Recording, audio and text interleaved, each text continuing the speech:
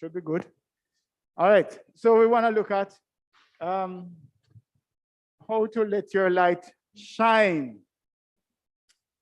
How to let your light shine.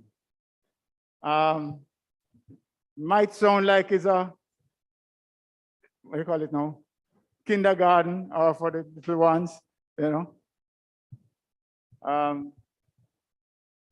But is it a concept that we can talk about at this level? Is it relevant?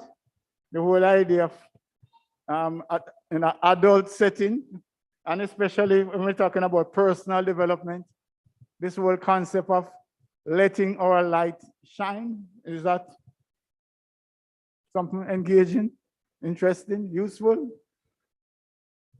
All right. For me, I don't think that I am letting my light shine sufficiently. My light is not sufficiently bright. I'm not putting anybody on the spot, but is that a thought that you have in your mind, that maybe as part of my continued development, I could have a brighter light. I could have my light shine more frequently. Anybody has that kind of feeling? Not putting anybody on the spot, but seriously, that's a concern that I have. Now, I would really like to have a brighter light, or have the light to shine more frequently, or have it more sustained. All of those concepts for me. And that is why I was looking at this and to say, maybe it is something that we should have a dialogue about. Yes? All right. So let me, yeah.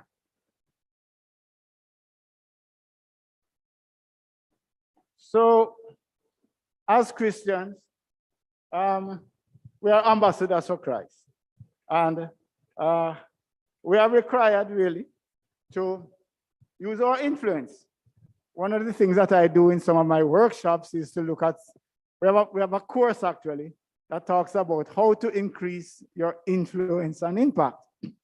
That's part of, sorry, what career guidance, that's what people would want to do in terms of aspiring through life. They would want to increase impact. Can you hear clearly? Or should I take off my mic? Mark. All right, let me take off my mask. If anything happened to me, Brother David. Right.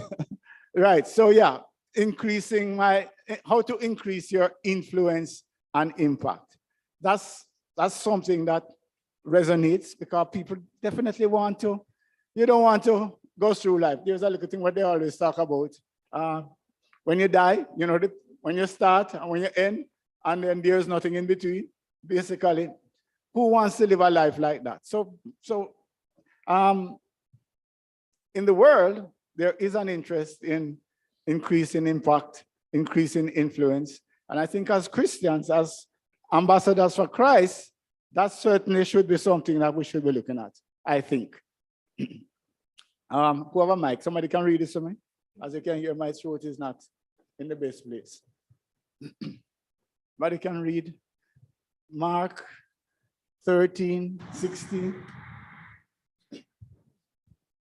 It reads, "You are the salt of the earth, but if the salt loses its saltiness, how can it be made salty again? It is no longer good for anything except to be thrown out and trampled underfoot. You are the light of the world. A town built on a hill cannot be hidden. Neither do people light a lamp and put it under a bowl. Instead, they put it on its stand, and it gives light to everyone in the house. In the same way, let your light shine before others, that they may see your good works and glorify your Father in heaven." Yeah, so for me, that is even a bigger issue. So it's not even just the light for me, but if you look at the last words, it says, so that it can glorify your Father in heaven. So we have a bigger challenge in the sense that not only are we to want to increase our influence and impact for ourselves, but as ambassadors, we have a responsibility to do it so that we can glorify God. Right? I wonder if anybody can get a little water for me? Some water. Desperate. You understand? Okay. So The reason why this is important is that, and I have a disclaimer that I need to get, is that this is not an alternative to approaching people, with your co-workers. It's not an alternative to knocking doors or whatever else there is. But I'm saying to you that there's a witness. We can be ambassadors by looking at some of the things that I want to share today. Clear? Just make it clear that this is not an alternative. I'm not saying you have an excuse now because you're shy to follow this and don't go if there's a door knocking or whatever else they want to do. All right? Clear? Okay. As a matter of fact, this is an addendum to whatever other means of evangelizing. So some people are shy and they feel as if I'm really not cut out to go and approach my co-workers. I don't feel comfortable doing those kinds of things. No excuse. But I want to just suggest some thoughts to you that the question is there: how can I increase my influence? And I want to share some thoughts with you. It's a 3-step process that we want to look at as to how you can increase your influence and impact within the family, at work. Brother Jason is all right. I survived. All right? Wherever. So the first thing that I would suggest is that you build trust. Build trust. If you reflect on persons who have had an influence in your life, I'm suggesting that they're going to have one thing in common, and that is that you trusted them. Yes? Just think about it. If you go back to your teachers, go back to whoever it is that has had an influence on you,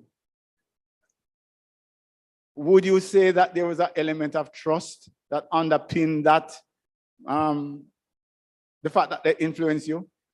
Even if it's a politician, I don't know if the two things go together, but even if it's a politician, wouldn't it be somebody that you kind of feel, I think I can trust this one a little bit? Wouldn't trust be an important key to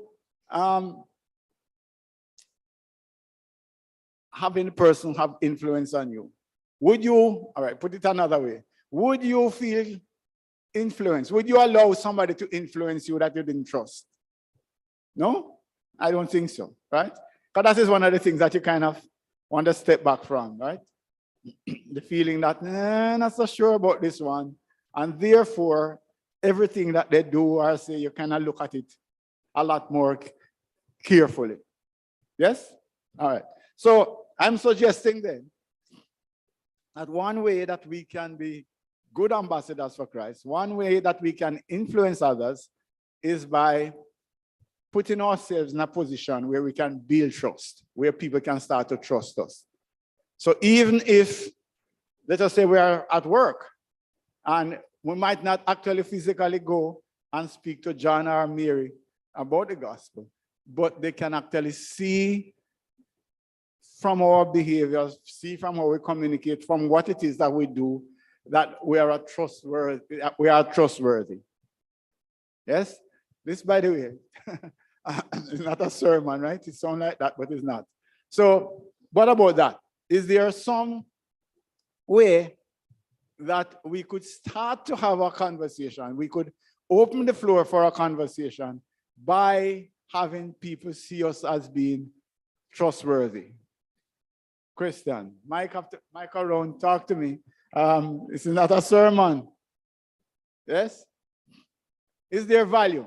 Is this useful in terms of our ambassadorship, or not really relevant? People not really looking at that. What are your thoughts on that? But that's, it's very useful, it's very relevant. If if your starting premise, however, is that you're introverted, I so much prefer that word than shy, but that you're introverted, then how for a person like that, what are the steps you take to build trust? I think you're going to answer that for me, right? I don't know. Anybody, Sister Gwenel has some answers. So. Eh? No, not necessarily answer, David, but what are your thoughts? No, I was saying it is key to build trust. Yeah. And David talked about Sister March, being introverted. I'm introverted too, very shy. But I think, sometimes you can look out, be there when persons need help. And just by the way you talk to person, how you behave overall. And sometimes being introverted, sometimes you have to look beyond that and just close your eyes and say, well, boy, I'm not very comfortable in this situation, but this is something that I need to do, and just step in the water. Okay. All right. Take on David's challenge. All right. How did you get to that point? This is part of your answer, David. Okay, I hope so. Let's examine 4 substates, as it says here, as we try to have some key, some understanding of what it is, how we go about building trust. So I just have some thoughts. And the first question is, why? Why did you trust the person, right? And I'm suggesting that there was meaningful contact, often with a high level of frequency and regularity. In other words, part of what caused you to trust the person is that you were engaged with them on a fairly regular basis, and the contact was meaningful. It wasn't just, hey, hi, David, how you doing? All right. You know, it was more like, what's going on with you? I've been echo here. Yeah. What's going on with you? And they would show some kind of interest in you. That's that teacher that come to mind, took a specific interest. They are 40 in the class or whatever it is, but there was something that they saw in you that they would say to you or speak to you.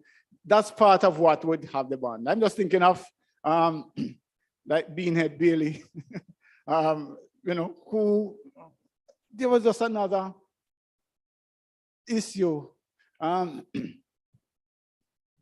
for me that says, oh boy, yeah, this is a key person, right? For example, he came in the first term of my 6th form, where you were supposed to be doing exam, and the former teacher left, and he looked at the syllabus and he says, okay, guys, where are we? Huh? What? Okay. All right, tell you what. We have a problem. Houston, we have a problem, because all of those nice classes that you used to have, you know, where we talk all sorts of economic things, the world views and all of that, well, you never really cover much of the syllabus, so bear it down. So remember that. This is how many decades ago. So all I'm just saying to you is that something like that stands out, that there was some contact that was made that was relevant to you, and frequency also matters. Go ahead, sister. Right? Okay, frequency and regularity. In building trust, one of my concerns as a group is that sometimes I don't think we have the frequency and regularity within, and so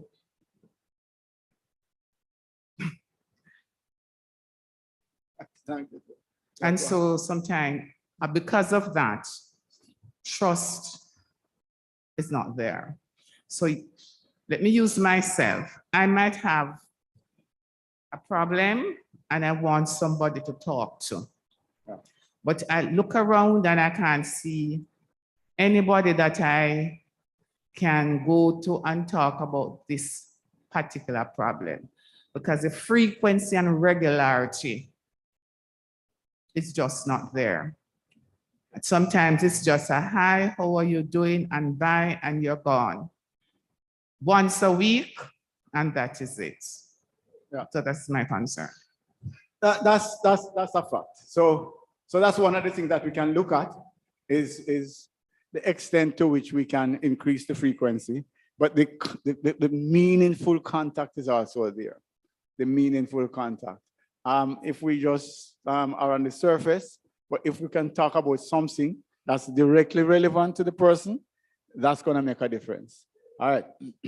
So a suggestion here. I see a point here online. Sister Beverly was saying how to build trust. Always keep your word. I'm going to get to that. So strive for regular meaningful communication with those you want to influence. That is one key to your success. Look at Christ. Christ was with his disciples all the time. He went to the temple and places where he would be sure to contact people he wanted to influence. The same thing with the apostles. They went to places where they could see the people, etc. And it is important. We read again that, if you go back to your Acts, where they actually went back to places that they had gone before to make sure that you cement the relationship. So that's important. I think frequency of contact. One of the things they tell you about, people are afraid of strangers. I don't care what you want to say.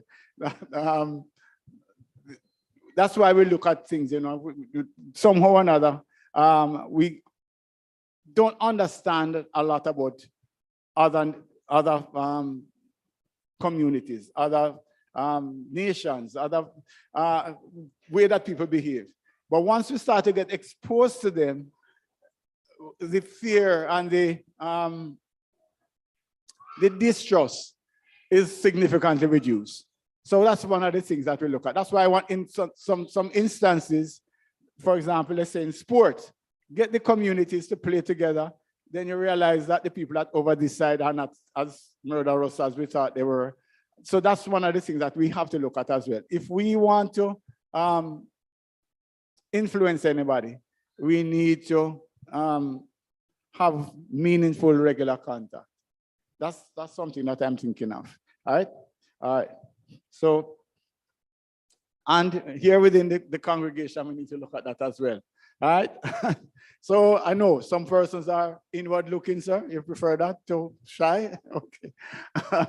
You don't have to become a socialite, but you can make a conscious effort to spend more quality time with those who are in that circle. Yeah. People at work, school, or in the neighborhood. So even here, I'm just thinking about, I look at Sister Chris, and I remember that she has a young lady that she's influencing. But sometimes I walk past her too, and I just say, hey, what's happening? But that not really bring anything. So that's a commitment that I have to try and make as well. How do we stop and talk to them, etc.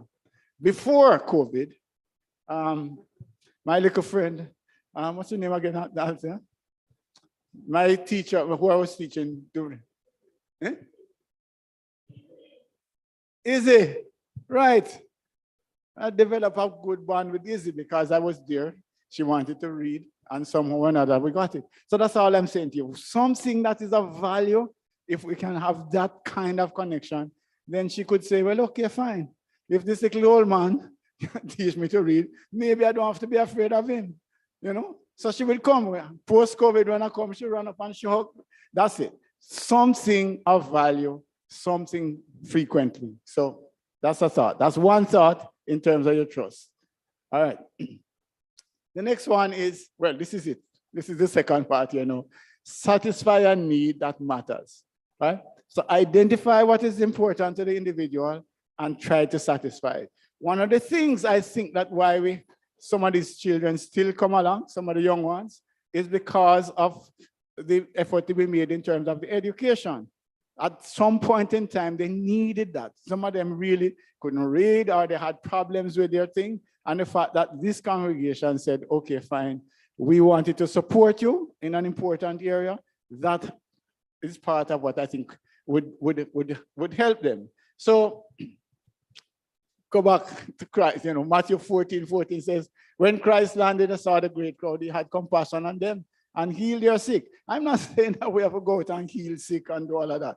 However, if we address a need, yeah, I mean, Christ was eloquent and he could actually preach wonderful sermons, but in addition, he dealt with their needs.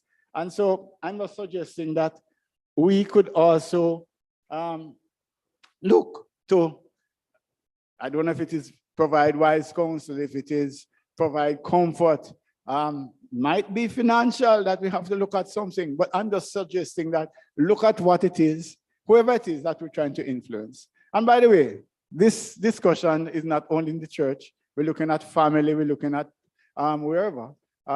What is it that we can address in a family that would have somebody want to listen to us? Those are some of the considerations that we have, right? All right. All right. Let me move to another one. Reach out with a sense of purpose. All right. So at the end of the day, we want to influence people. We want them to have an impact in their lives. It can't be just a casual pass through. I think we should have some kind of a strategic plan. It sounds kind of weird, right? That I'm talking about a strategic plan as if we're going to trick people or anything. It's not anything like that. All I'm just saying to you though, everything else that we do in life, we try to have some kind of plan, some kind of purpose, some kind of intent, some kind of persistence, if you will. We also need to look at this from that perspective. What is it that we're trying to achieve? How do we want to be seen by others? How do we want to have God's glory be shown through us? It's not just something to happen just by happenstance. I really think it needs attention. I think it needs some kind of a plan. So that's a thought that I want to put. Make a conscious effort to reach out to those you seek to influence with shared goals in mind. What is it that I would want for Izzy? What is it that I would want for whoever? What is it that I would want for my brother or my colleague? What is it that I would want? How could I help them to be their best self? That's the kind of thing that I think that we should have in our minds in order to build trust. Because what that means then is that there can be what I would call the co-terminal views, where my idea of helping, of impacting this life is aligned with where that life would want to go. Somebody help me. Put that in sensible words to me. But can somebody explain that? But that's what is in my head. That when we are reaching out, we should reach out in a way that's aligned to where the person wants to go. Want to talk to somebody? Talk sensible to me. Right. Go ahead. Excuse me. I was thinking you just want to be a genuine friend to somebody else. You want to be a genuine friend? Yes. Right. Okay. So you look out for them all the time. Because you have a lot of love in your heart to boil up for them. Okay. No, that's there it is. And I like the idea of the genuine, because sometimes a genuine friend needs to say to you, Sister Marge, no, that's not right. Right? You understand the genuine in that? That's what I'm saying to you. What is it that I want for this person? That's part of what. And I don't know if somebody has a vision for me and is trying to help me to get there. I am more likely to be listening to them, to want to take on board what they are saying, because I said I'm going to think to myself that this person understands me. Yes? I'm going to talk up. When you want the person to suppose you're coming to me and you're trying to influence me to be a ballet dancer. And that's not really what I want. I'm going to not listen to you. And maybe, if you keep coming, yes, you can be a ballet dancer. After a little while, when I see you coming, I'm going to more likely avoid you. Yes? So be careful what it is that you see for this person, that it is not in your head alone, but that somehow or another, they can buy into that. Now, at the beginning, they might not.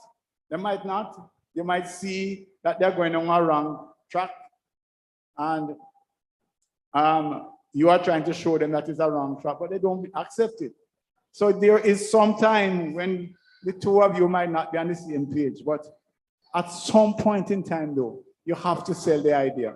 You have to get to a place where there is buying and the two of you are aligned to where you want them to go. Otherwise, it's not going to work out. Yes? No? Come, Sister March. Go ahead.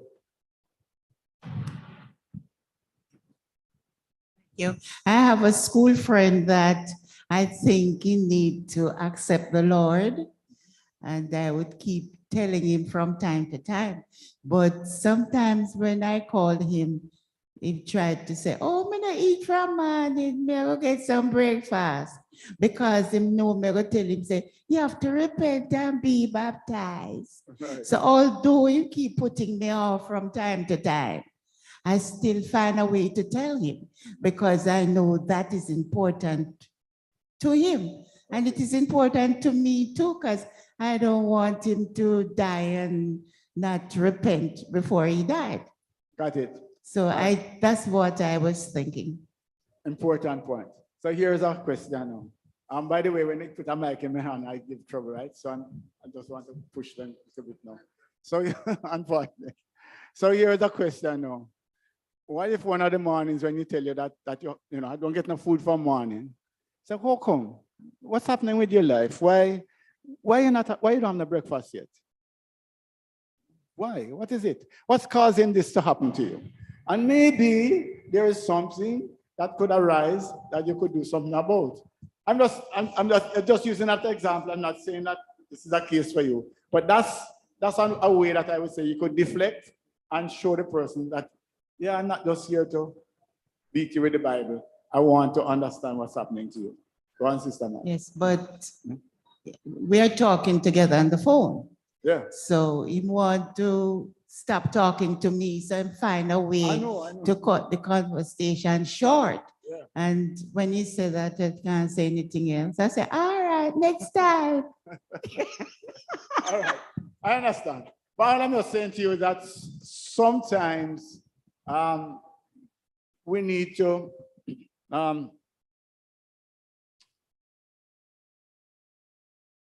feed them before we preach. That's another example. So I don't know. Christ, this one was about the focus that Christ knew all along. Whatever it is that you're talking about, I have to be about my Father's business. So that's a purpose that is there. And I hear what Sister Margie is saying in terms of, yes, I need to get the gospel across. I need to talk to them about this. But if you look at the ministry as a whole, you will see a lot of caring, a lot of activity that was outside of actual preaching. And that's something that I think that we could take on board, is that let us have people know that we care about them and demonstrate that in in action.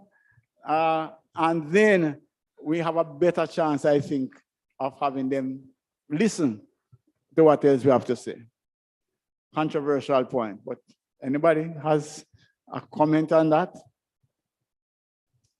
No?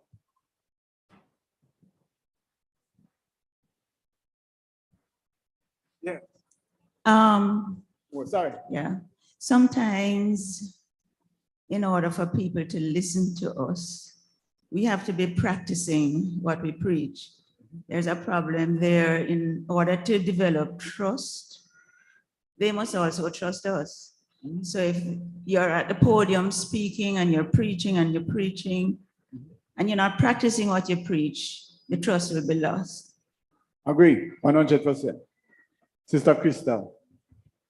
So yeah. Make your light shine. So I have listened to all the steps, but some of the time for you to get a deep sense for a person to trust you is what I've experienced is that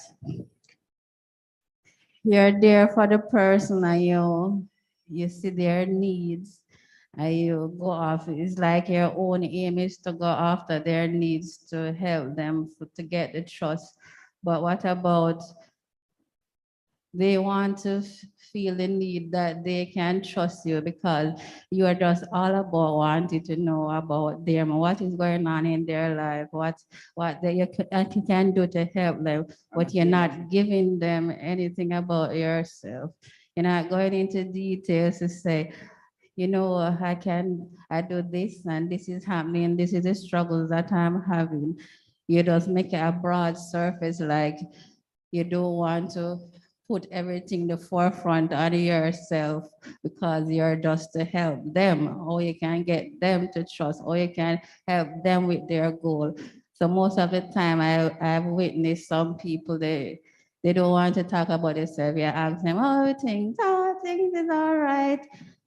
There's nothing more, but then you start to go into so how things go, you want to take out all the grit out of the person, and they cannot get nothing from you. So if you not, in a sense, want to divulge your things about you, then you're not going to be able to get not much out of them. That is my experience with other people.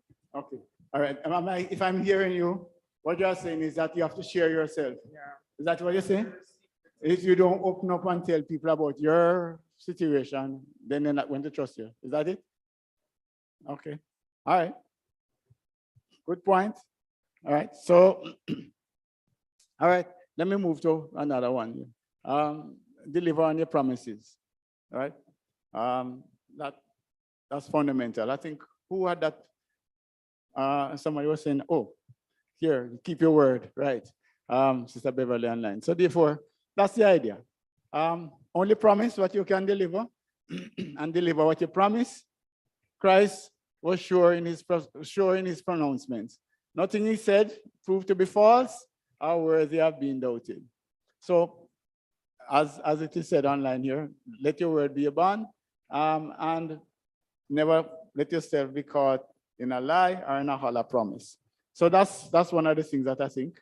So those are 4 sub-steps.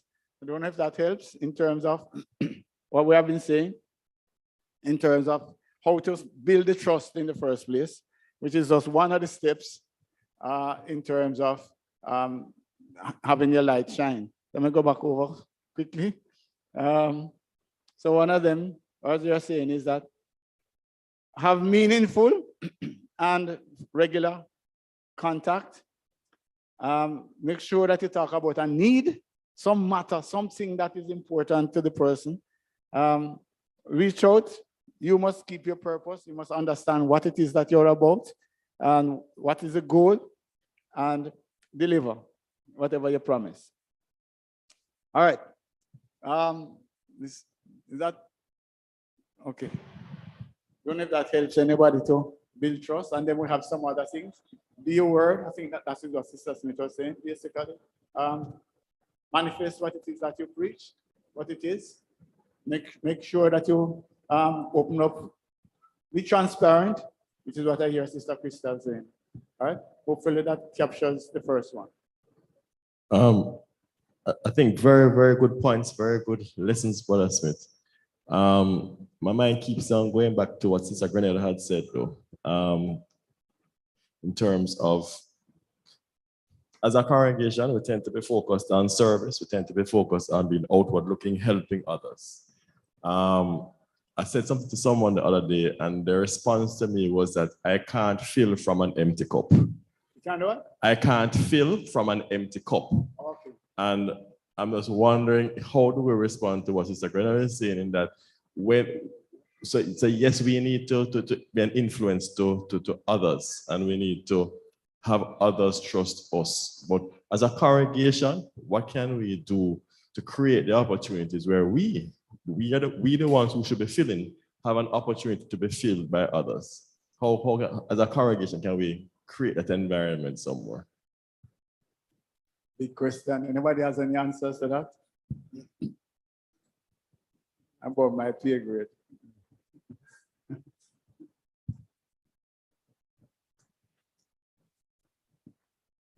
I think sometimes we get so busy with everything else that we don't really consider the importance of fellowship, Okay. of getting together, not just on a large group, but on a small group.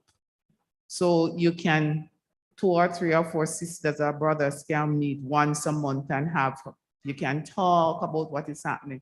But one of the things that I would really like to see happening, and especially with the ladies, is that we have went through COVID and a lot of things happen in our lives during COVID.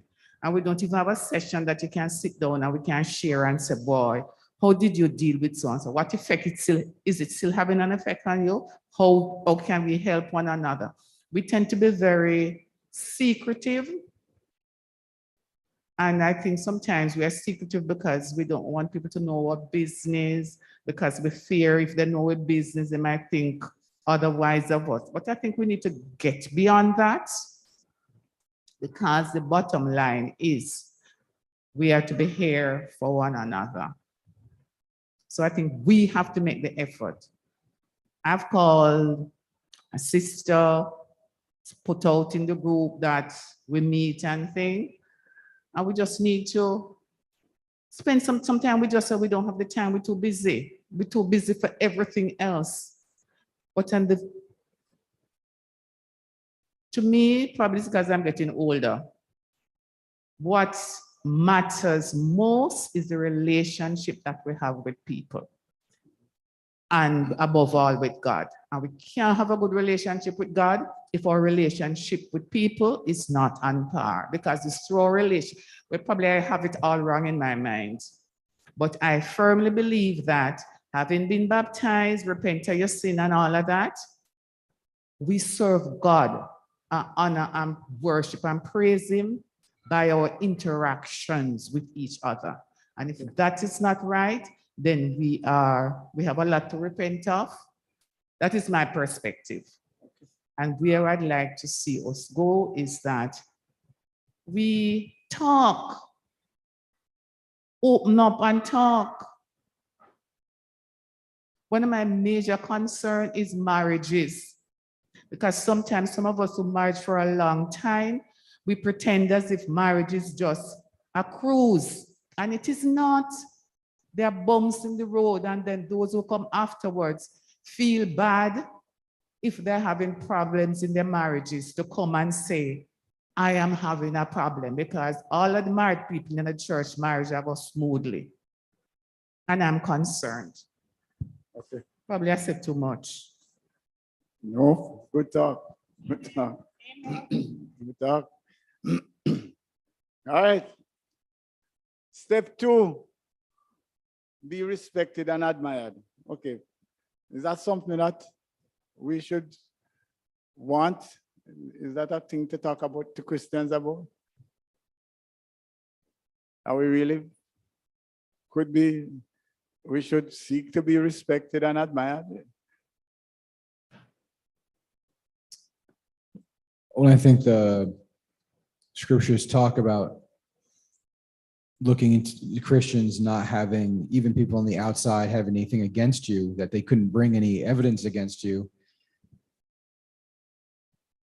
Maybe not so much admired, but definitely respected. There's definitely individuals who can disagree, not even like someone, but there's clearly a level of respect when they recognize I've got nothing I can say against them.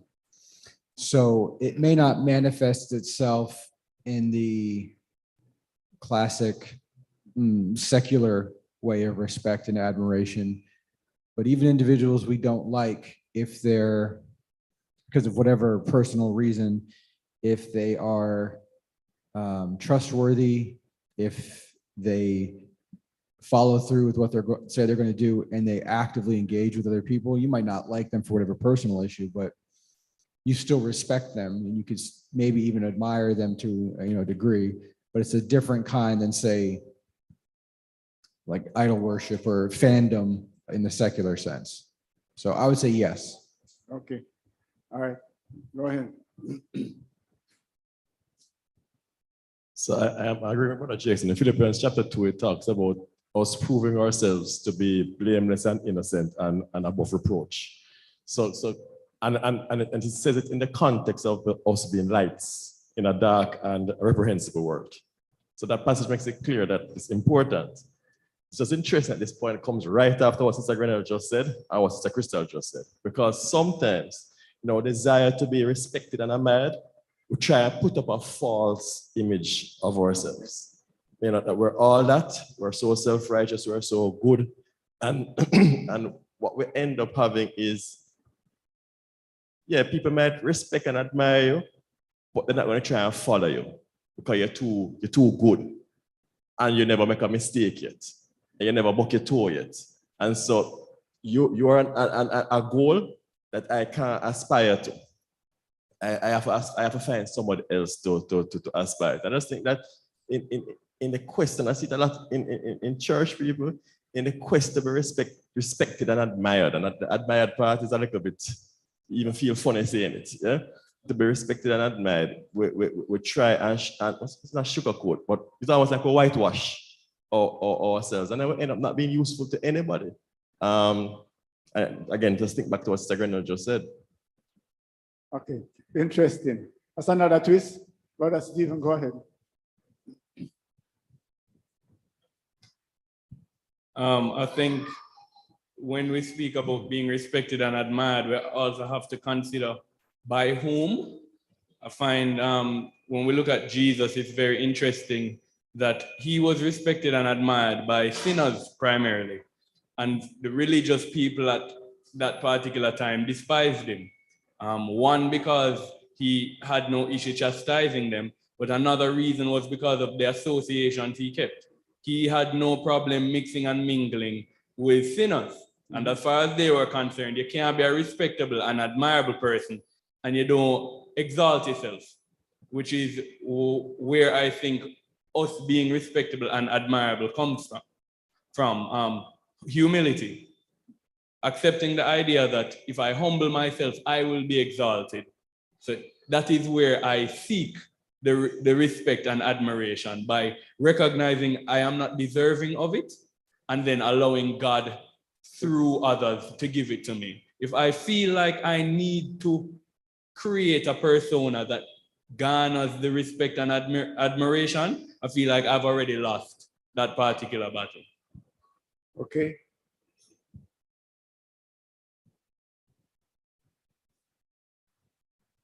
So excellent point brought up by Stephen. We think, who are the people that Jesus praised in the Bible? It weren't the lily white people, It's the people who have traveled the furthest distance to get where they were. These are the people who have had troubles, who have had problems, and were able to traverse. And even though them still having troubles and problems, the effort and stuff that made you think of Peter, think of Mary Magdalene and stuff like that. So yeah, you humble yourself to do the best that you can do. And if respected admiration comes by the way, then great, God has exalted you. Okay, all right, brilliant.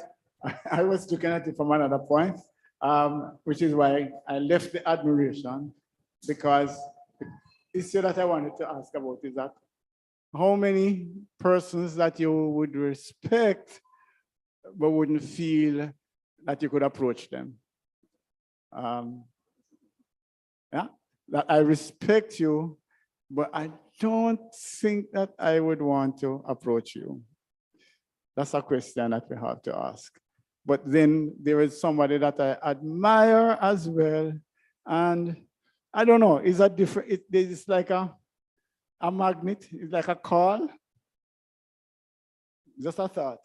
that the people that you reach out to, the people that you approach, the people that you connect with are people that maybe you not only respect, but you admire. And so that's a question. I know it's a tricky thing to talk about admiration in church, but it's part of our influence and impact. And should we not put another word then that might be more palatable in this context is, should we seek to be approachable, likable, if you want to use those words instead of admired? Yeah, that's a question. That, to what extent are we likable then? If you don't want to use the word admired. All right, so, yeah.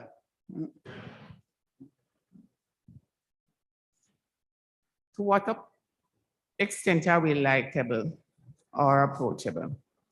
I've had this, I don't know if a lot of persons look at me and say I am probably afraid to approach me, because sometimes we look at persons and we determine what type of person they are without even finding out. Because sometimes you find that the person who is very approachable, sometimes are very evil. And the person who is not, you don't consider to be so approachable, have your best interests at heart. Amen. So I am saying, don't look at the surface. Don't judge from a distance. As you're saying, get to know the person. And then decide what type of, you can make up your mind based on what you're getting. Okay, Stephen. But guess what? You have to have them come first, right?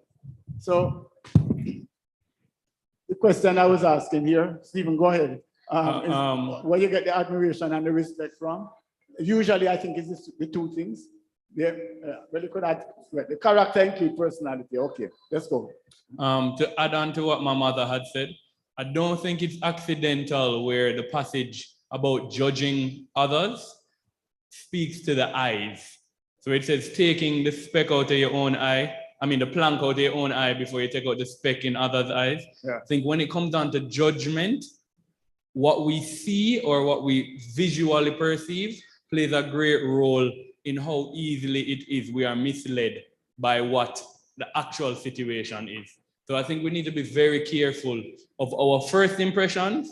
So like this, I see this, and this is my initial presumption. A lot of the time to give that a bit more accuracy than it deserves, and that leads to us ending up in situations that are not the best. People who want to deceive, want to put on the best first impression, as excellent an impression as possible. So when you see somebody and you say, oh, wow, this person is so great and they're pulling me in, ask why. If they have evil intentions, as Mom said, this would be the best way for them to achieve what it is that they want to achieve. And I'm not saying that that means that any individual who is likable on the surface has evil intentions. But on the flip side, you need to also consider that this person may not appear to be the most approachable, but that doesn't automatically imply that they aren't or that they don't have things that can benefit me. Okay, all right. Let me unpack some of what I'm trying to do, where the thought processes came with this. I wanted us to think about ourselves and to see through our history persons who have had impact and influence in our lives, and to see if we can go back and find out what were the characteristics, what were the conditions, what were the circumstances that allowed them to impact us and to have influence in our lives. So the first one, again, we talked about was trust. This one we're saying, hey, there is something about this person that I find attractive, or whatever, I don't know what words you want to use, but there is something that draws you to the person who has had an influence in your life. Otherwise, they wouldn't have had the impact or the influence. There is something, whether it is their personality, whether it is their, as I said, their accomplishments, the contributions they have made, their character. There is something about them that says, oh, I want to know some more about it. I am not averse to connecting with this individual. And that's where I want to go with in terms of our mindset. Yes, we do gaslighting. So we have a whole series where we talk about gaslighting, where people actually set up to entrap you, you know, and to abuse you, if you want to call it that way. But we need to understand this. And I'm saying to you that if we are to maximize our influence and impact, we also needed to look at then our accomplishments, or whatever it is that attracted us. What is it that we are putting out? Yeah. If there's an ad for David Tennant, what is it that he's putting on the screen? That's a thought. That's how people think. Go ahead, give him the mic. I'm thinking about the question you asked about us in terms of people who influence me, and what were their characteristics. And as you asked the question, and the first time really thinking about it, 3 people come to mind, and I'll name them: my mother, Brother Dunbar, and Brother Grinnell. And for the 3 of them, it's 2 things that caused the influence on me. Their position in my life, well, mommy obviously, and the 2 of them were preachers, leaders in the church, but also their persistence. They never gave up on me. They kept on trying. They kept on, even when I was pushing off, they kept on. I think so for me, those were the 2 things. The position that they hold and just persistence in just keep on trying. Okay. You didn't find anything noteworthy about their character and who they were? Would their persistence have been, put it this way, suppose every night is passed, you see brother going to car park on a nightclub here and doing this, and you know that in thieving all the time. Would his persistence have impacted you? So you're going to other extremes. So No, I'm yes. just saying to you. But So yes, so yes, there has to be a base of character, Yeah. right? But none of these 3 people, Yeah. were perfect. No. None of these 3 people were perfect. None of these 3 people pretended to be perfect. Yeah. And you know, their mistakes, their flaws were out there for well, at least for me. I don't know for everybody, but for me to see. And there was an acknowledgement of that. And the point I make is that they were able to influence me in spite of all of their flaws, or maybe because of all of their flaws, because there was a persistent effort to reach out and try, even when I tried to rebuff it. Okay, cool. So that was one of the earlier ones we talked about, the constant, persistent, regular contact. Okay, great. All right. Go ahead, sir. Good day, brothers and sisters. I was talking to a sister the other day. We were on the phone, and she was telling me about a personal need that she has. And I mentioned to her that I would like to put it to the church. She said that sometimes she feels like she would want to talk to the brothers. So what? Talk to the brothers, but Okay. she said, you know, she's shy. So I said to myself, say, you know, I would like to do something for her by mentioning it to the church, right? But I did not think, oh, I should have done it, right? How I should do it, right? So this morning, sitting down here and, you know, being a part of this type of lesson, I said, I'm going to use the opportunity to mention to the church that this person would like to get some assistance. Where she's living right now, she's telling me that she has to stay there because where her house is in a condition, the building, right? The ceiling fell down and, you know, she don't even want to stay there at that house. So she's staying with somebody. I don't know if it's family or friend or what. So I'm asking if the church, each individual could make a pledge, you know, to help the sister because she really need help. So All right, but I'm going to suggest make sure that benevolence is behind you, Rowan, seriously, so that we take action about it. We can't put it in generality, we don't know who it is, but we can take action. Put it to Rowan, so you can call me in, and then we can deal with it. Yes? okay, thank Yeah, you. man. Yeah, Thank man. you. So that's what the benevolence committee. And one of the things that, let's go back to the trust factor again, is how easily, same argument that's coming back around, how easily it is for people to feel comfortable to come forward with things like that. It's a work that we need to do, that we feel that is okay, that we can actually go and nobody's going to look down on us or have a problem for us to come forward. So that's something that I think we could look at. We have sent funds to St. Vincent, India, so we can actually deal with issues here in Jamaica. So, but yes, let me just put some of this up on the screen. You know, I think that's it. All right. So, what does this mean to us? I know this is stone throwing time, but I just want to say that I think that it makes a difference if I wanted to talk about something which is above my pay grade, I go and look for people that are in that higher pay grade to go talk to about it. That's part of it. So I think that part of our capacity as individuals and as a congregation must include some kind of development, some kind of competence, some kind of having a deeper understanding of things. I don't know what it is, but I'm just looking at somebody who I would actually want to go to if I have an issue, or if somebody who approaches me, I want to have some idea of their track record. That's me.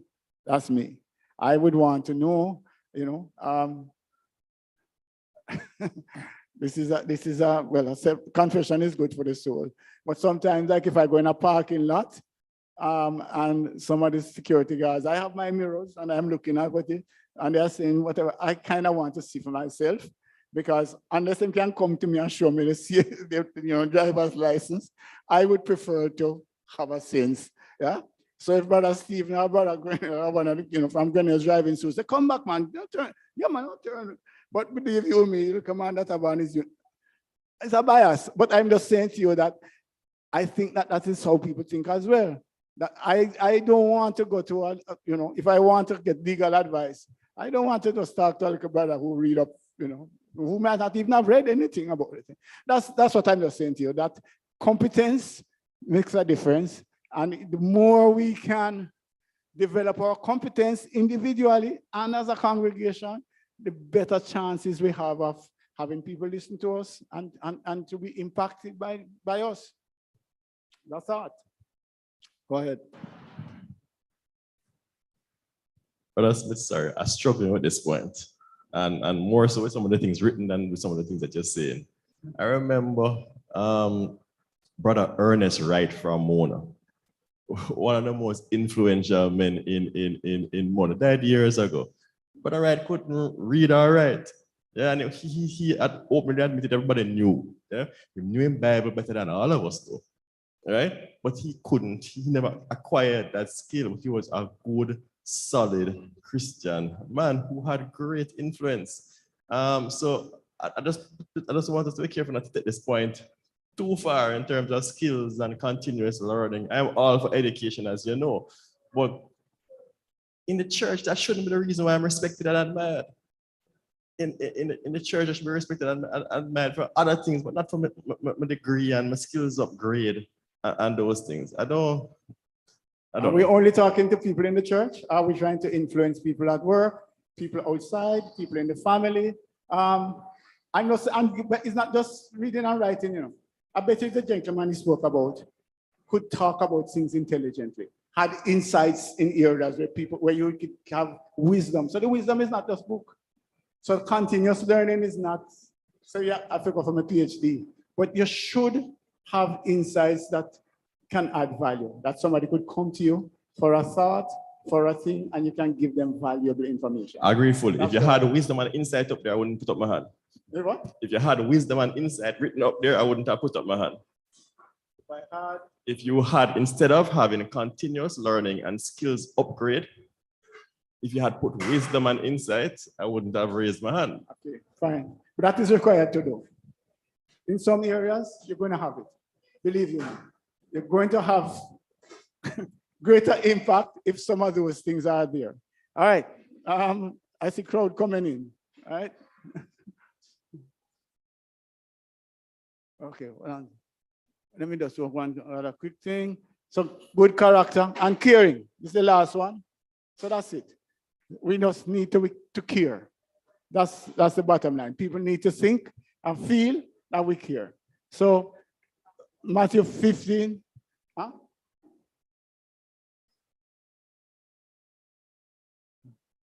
They cared about us. Oh, I thought you were saying something. Okay. So yeah, basically one of the things that the parents and those people that we trust is that they care about us. And that's what Christ did.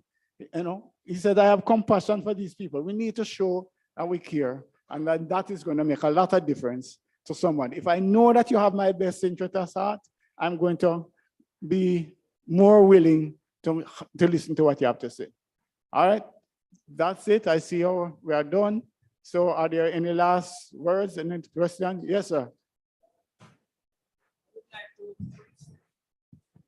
Yeah, concerning what I mentioned a while ago, I'd like to pass on the baton on to you. No, And you talk to can- Brother Rowan. Rowan is the man in charge of benevolence. I know, but 3 years so, I mean, I Talk to Brother think Rowan. of you as an Don't pass- influential brother, and Talk to Brother I think Rowan. you See him could right be- this up. Go talk to Brother Rowan right this up. thank you. All right. See, go right to him now. Don't stop. Go on now. See him now. Brother Rowan, can you approach Brother Junior, please? Thank you. All right.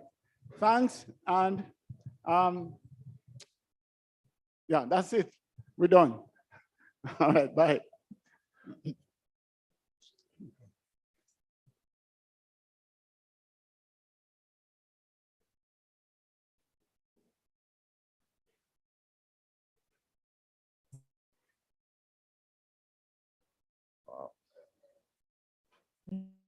Fit in it.